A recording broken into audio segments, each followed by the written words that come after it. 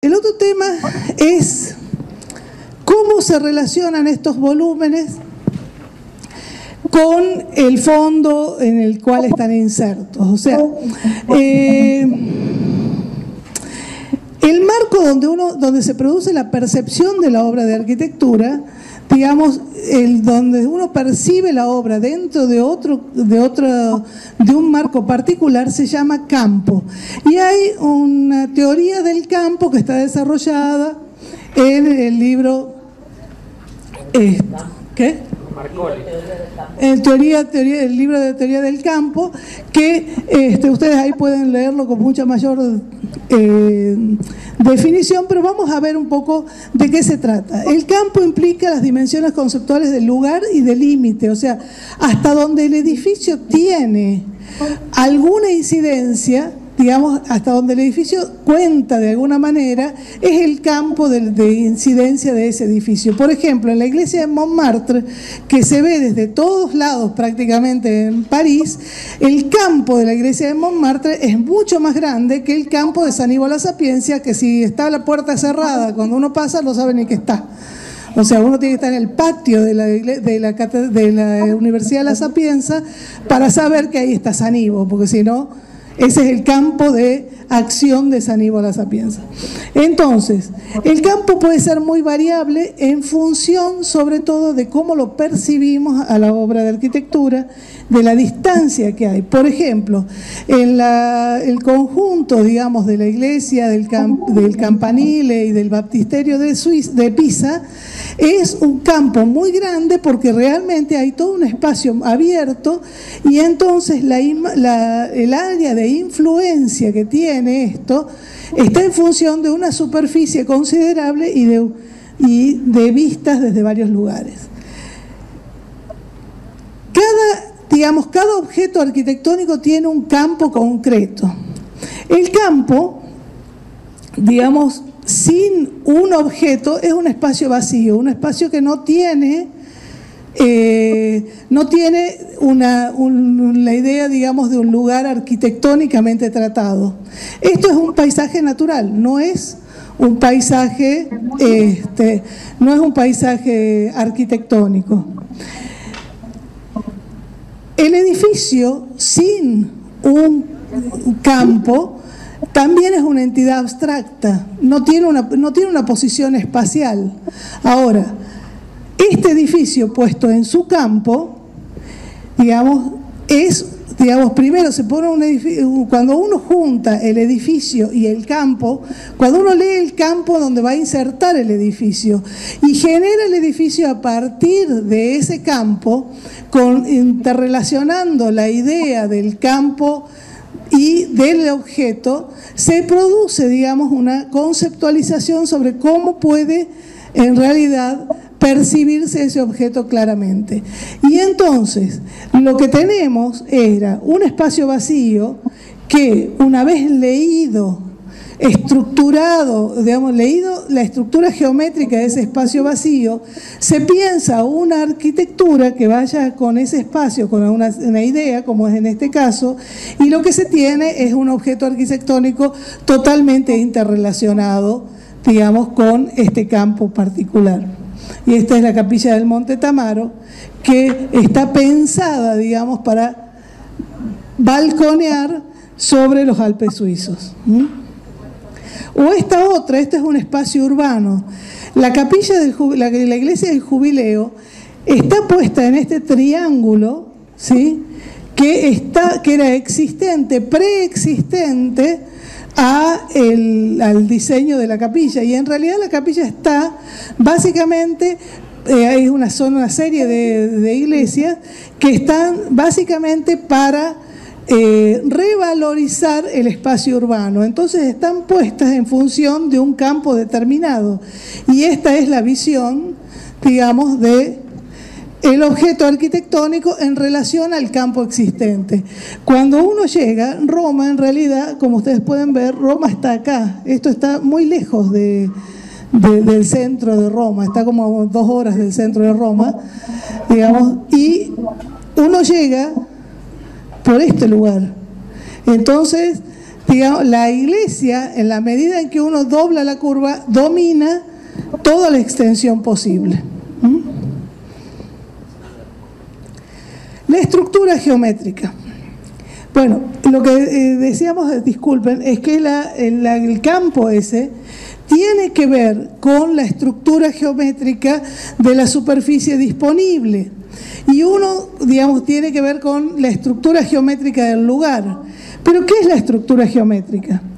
La estructura geométrica lo voy a explicar con una cosa que le pertenece al arquitecto Or, que me pareció muy buena, y que es explicarlo, digamos, prácticamente. Fijémonos así. Supongamos que nosotros trazamos una línea y ponemos un punto, sobre un cuadrado, digamos cualquiera, trazamos una línea y un punto. Ese cuadrado desaparece y yo con lo que me queda no puedo trazar nada, porque no sé cuál era la posición original del cuadrado, ni la dimensión, ni nada. Sé que era un cuadrado, pero no sé ni dónde estaba, ni ubicación, ni dimensiones. Si yo le dibujo las diagonales y las medianas a ese cuadrado y de nuevo me desaparece el cuadrado, puedo dibujar un montón de cuadrados, pero tampoco voy a saber cuál es la dimensión. Puedo saber cuál es la posición, saber si estaba rotado o no, si me voy a acordar, pero no voy a saber cuál era la dimensión, porque tengo aparte de los datos, pero no todos los datos. Si yo en cambio dibujo las diagonales, las medianas, los vértices, las líneas, los puntos de intersección de las medianas con los lados del cuadrado, si me desaparece el cuadrado, lo puedo volver a dibujar. Eso, en definitiva, es la estructura geométrica de una figura, que en este caso es muy sencilla, porque la estructura geométrica de un cuadrado es muy sencillito. Si tienen que dibujar la estructura geométrica de una elipse, ya es un poco más complicado. Y no les digo si tienen que dibujarla de una paraboloide, una hipérbola, ¿sí? O cosas más complejas. Pero en definitiva, o sea, si ustedes tienen que hacerlo, lo van a hacer. Ay, ahora que me he olvidado de poner una imagen, ya después se las voy a mostrar.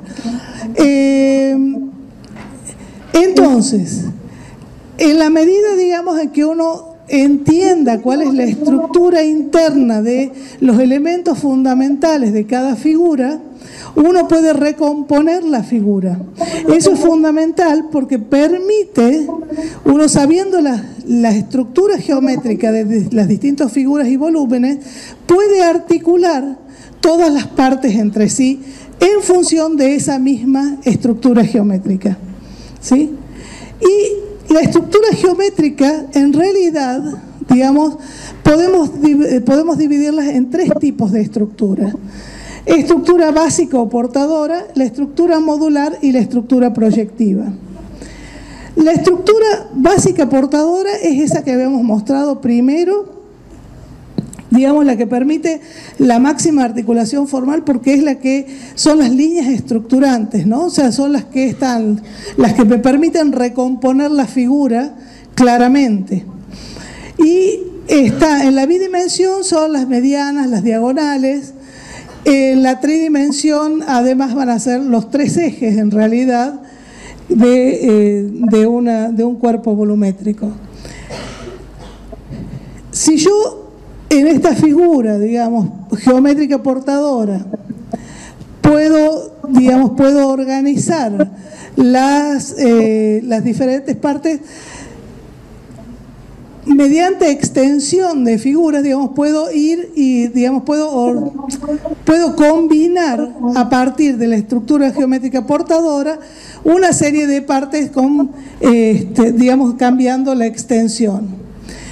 También puedo subdividir las partes y volver a generar estructuras portadoras y volver a tener cada vez, digamos, distintas líneas que me permitan organizar la totalidad del espacio, que es lo que hace en muchos casos Mario Botta. La estructura modular, por otro lado, lo que me permite es subdividir la totalidad en partes similares.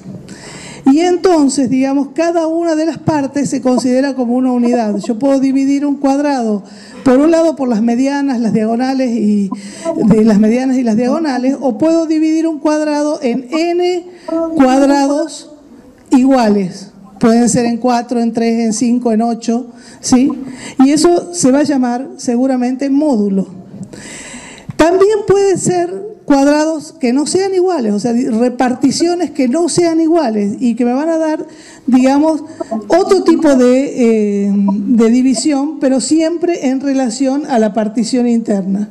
Fíjense, por ejemplo, en el caso de estructura modular, acá hay un caso en el cual claramente podemos ver la estructura modular. En el caso de la Catedral de Managua, esta estructura modular, si nosotros la trazamos, podemos ver que está hecho en función de 9 por 9 cuadrados, ¿sí? Que en realidad el espacio interior son 7 por 9 y estos últimos módulos son los módulos de transición perimetrales hacia ambos lados.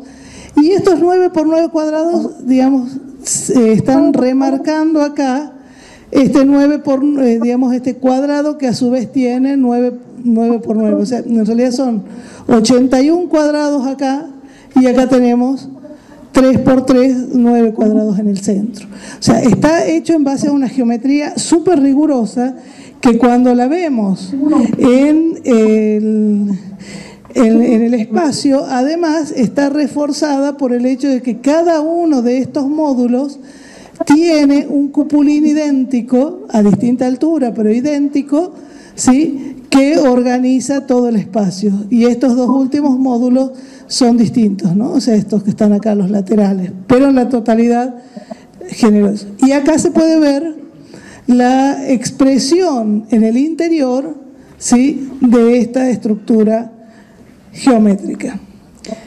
Esa idea de lo modular también puede generarse en función de elementos modulares, que no tienen por qué ser solamente la planta, ¿no? O sea, acá tenemos el caso de la fachada de la Catedral de Pisa, donde la modulación en realidad son todas está generada a partir de la división de la fachada en partes iguales en esta sucesión, digamos, de columnas y arcos, que se ve muy claramente acá. También puede ser el concepto espacial de módulo, porque en este caso, por ejemplo, en la iglesia de Notre Dame, lo que hay es un concepto, digamos, de generar a partir de un módulo.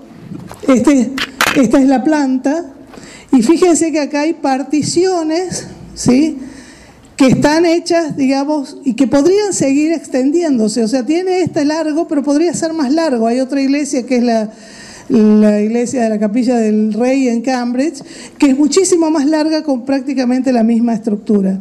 ¿Por qué? Porque en el gótico, en realidad, lo que nosotros estamos planteando es que este módulo es un módulo que deviene de una idea estructural. Es esto que está acá, que es un sistema de pilares y bóvedas y contrafuertes que se pueden ir construyendo, digamos, un módulo, después otro módulo, después otro módulo, y así siguiendo hasta que se les acaben las piedras.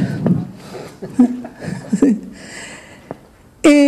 Bueno, la estructura modular además puede ser, de nuevo, semi-regular, no tiene por qué ser regular igual que en el otro caso. Y en este caso tenemos, por ejemplo, esta otra, yo puedo trabajar con una estructura modular que me particione, digamos, el plano, y después de ahí puedo sacar estas troneras que desde adentro lo que hacen, digamos, es dividir en partes.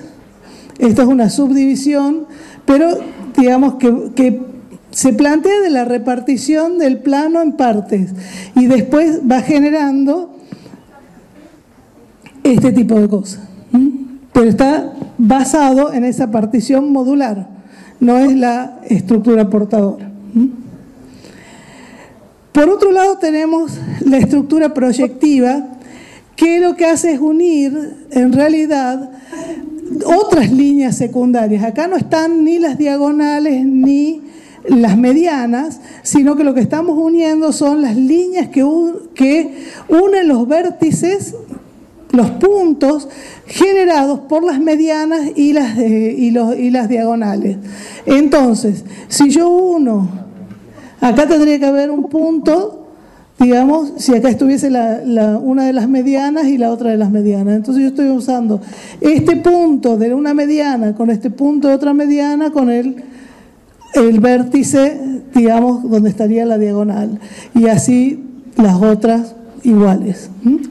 Eso se ha usado muchísimo en arquitectura, por ejemplo, para generar arcos. Digamos, esta es la Catedral de La Plata, y fíjense que acá también, o sea, no estamos hablando de medianas, estamos uniendo, en este caso, arcos, digamos, donde se cruzan, se entrelazan y que están uniendo los puntos de los vértices. Eso sería una estructura proyectiva, de nuevo. Esta no es tan clara, no se la ve tan bien, digamos, pero también tiene esa idea. Esta en realidad, en cambio, es una estructura portadora del círculo.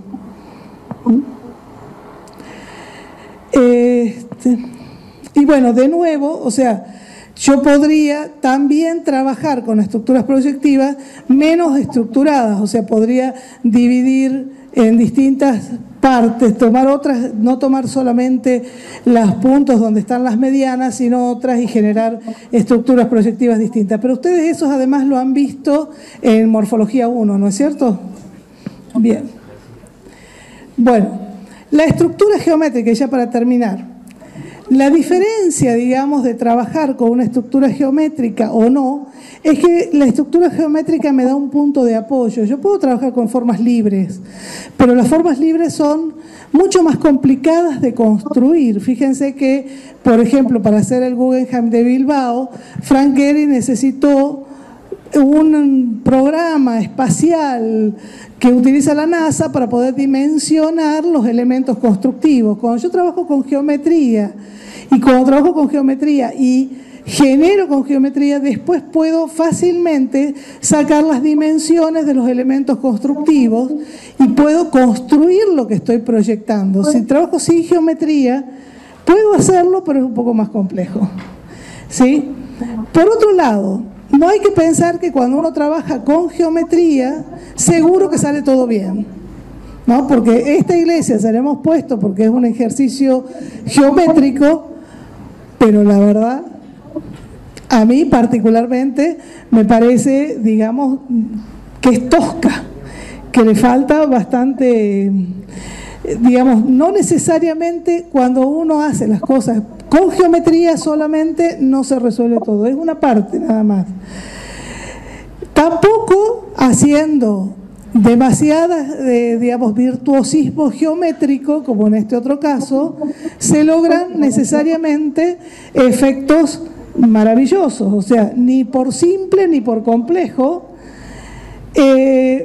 porque la arquitectura es en parte geometría, en parte forma, en parte proporción, pero también es algo más, ¿no? También es un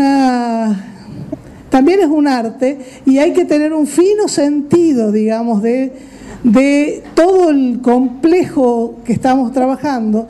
Digamos, hay que tener un fino sentido de la proporción, de la geometría, de la forma y de la forma de vida y del sentido del lugar y del espíritu del momento, del lugar y de la época para lo que nosotros queremos construir.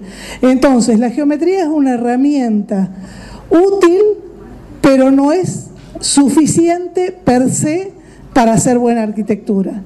Es útil y es necesaria, pero no les da garantías.